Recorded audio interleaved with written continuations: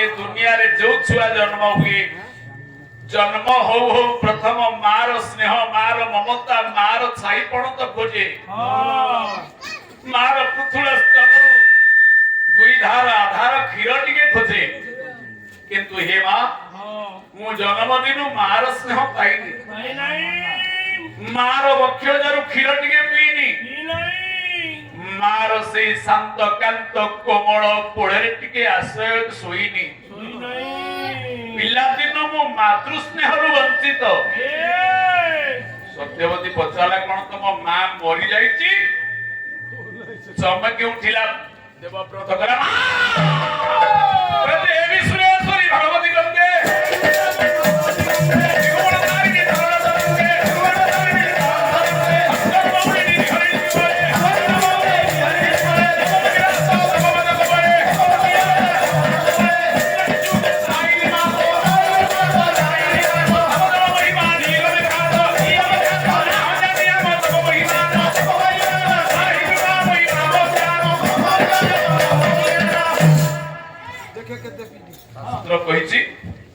नास्ति गंगा समतीर्थ नास्ति गीता समशास्त्र गीता ठारू शास्त्र बड़ नाही गंगा ठारू बड़ तीर्थ नाही तेणु मो माँ गंगा ना तमर तो माँ अच्छी मातृ स्नेह को पाइना अरे गंगा ना मो माँ मो आगुरु मोर सातुटा भाई की बेको काटी किरी गंगा रे पानी रे फोपाड़ी दी मो माँ बापा को संगे रे चतुर्थी रात्रि रे शर्त करिथला चतुर्थी रात्रि रे पिता को सहित सत्य करिथला जे तमे पुरुष मु नारी तमर धैर्य केते मु परीक्षा करी जीवन रे मु जो कार्य करिबी आपण मोर प्रतिरोध करिवे गंगा कहिले थिबी कांगी कहिले थिबी बेला मां मो आगुरु सातुटा निरीह शिशु संतान अवरस संतान को से गोटी गोटी किरी पडिकी रे काटी हाथ डाहा हाथ नेउटे की फोकाटी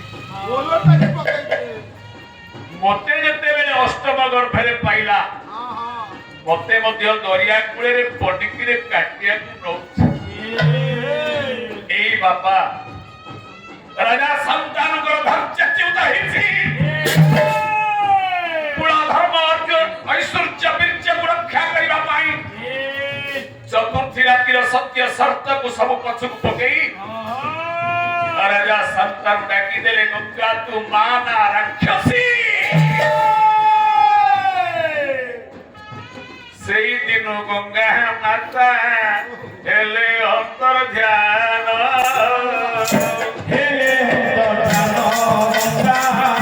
हेले अंतर ध्यान से दिन मेरी आओ जननी दर्शन हे जननी दर्शन से दरिया कुरु मो बापा नहुनुह पूजा लगी कांधरे बसई राणी जाता को खुशामत करी क्षीर दे पालन लालन करी मते एडुटिए करिछु मो बापा संतान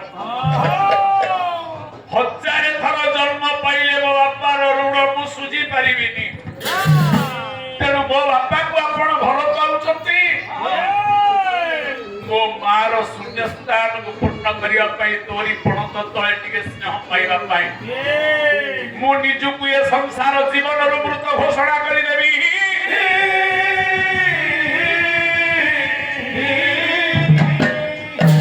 आपण हवे हस्तिना राज बटक कीर्ति विद्य संतान पर धर्म मंत्री ना तमे ना मो बंसी थाउ थाउ मरि तोरी पाद सही शीघ्र प्रतिज्ञा नेबी मु विवाह करिबी नहीं खाली काठ गछुटिए भली संसार साक्षी के बच्ची धरी कुकेला मार पाली बड़ा सृष्टि करता जेबे सत्य ये सत्यवादी त्यो लोकेत्र से ये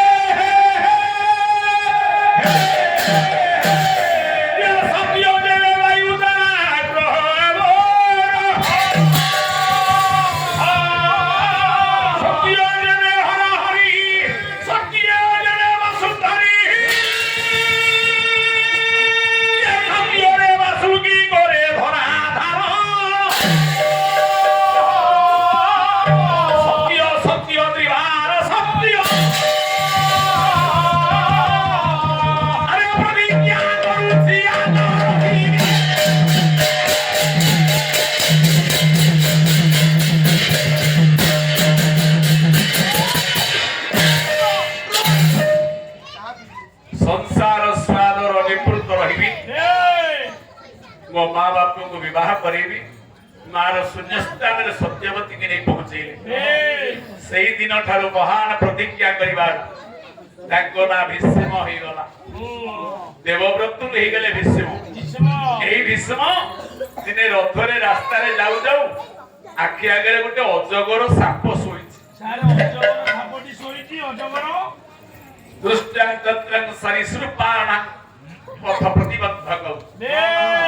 पथ को प्रतिबंधक करी एपुडुरु सेपुडो जाय गोटे अजगर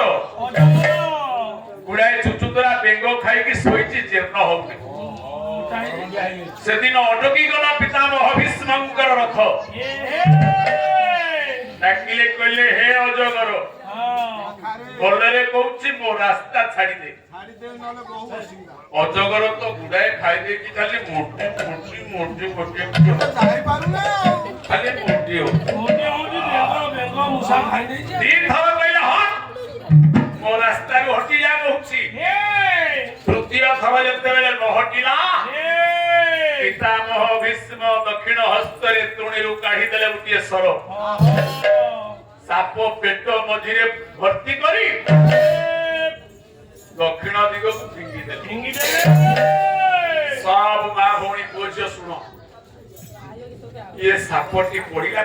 कोडी पड़िला के सापटी अजगर साप कोडी पड़िला कले जोजोर बाटरे सर्प जाई पड़ी नाग फिरिला कोंटारे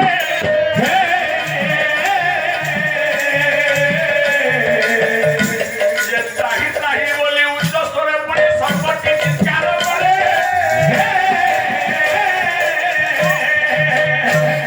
चाहू चाहू परा लांज ठारू सिर ने मुंडा लिखो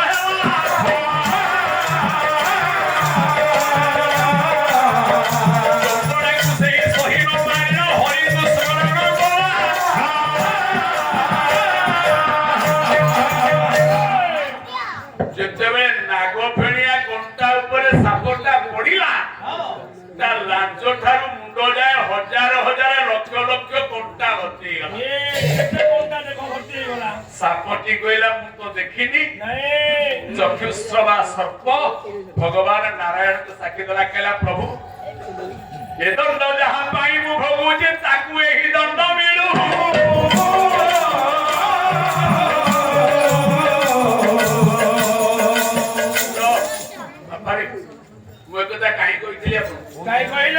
प्रारंभ कर पितामह भीष्मकर जते बेले सरस्वती हला भगवान नारायण को कहले प्रभु मो जीवन रे मु जानिथिबा तक मो ये जन्म रे मु पाप करी नाही मो जन्म रे कहारी की मिछ कही नाही जीवन रे पिता माता गुरु धर्म देवता कोथरे मु त्रुटि करी नाही किंतु मोर छात्र मोर शिष्य ये गुरु भीष्म को जो जंत्रणा दउछ गुरु आशीर्वाद करथले इच्छा गोटिए पो इच्छा मृत्यु वर पाइथल गोटिए पो इच्छा मृत्यु से इच्छा न करे ताकू जमराजा नहीं पारिबनी कान धरिबो सुनो मले केबी ना गोटे पादरे कोंटा फुटिले आमे कहू इलो बौलो मरिगली जाठी 9 लक्ष सरभेद हिच से बंचिया को चाहिबो ना ईश्वर को डाकिबो प्रभु मते मुक्ति कर दे प्रभु तुमे मते जेते शीघ्र नहीं जा बाध्य होई थामय को डाकिला विष्णु कहले प्रभु नहीं जाओ आउ सही पारुनी मते नहीं जाओ आउ बंचिया पई जाऊ नहीं किंतु नबजे मोर अपराध कोठी रहिला काई ए दंड भोगुची काई के दंड मु भोगुची ना हे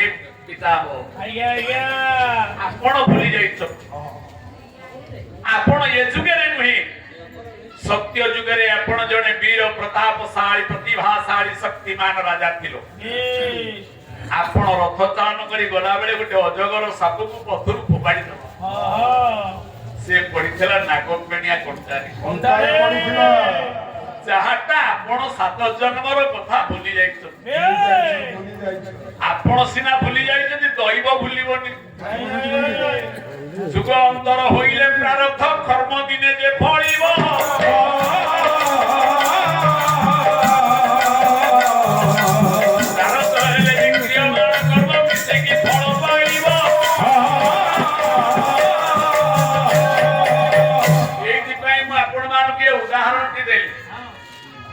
এই উদাহরণ দেলি যাଉଛି ପ୍ରାରବ୍ଧ କର୍ମ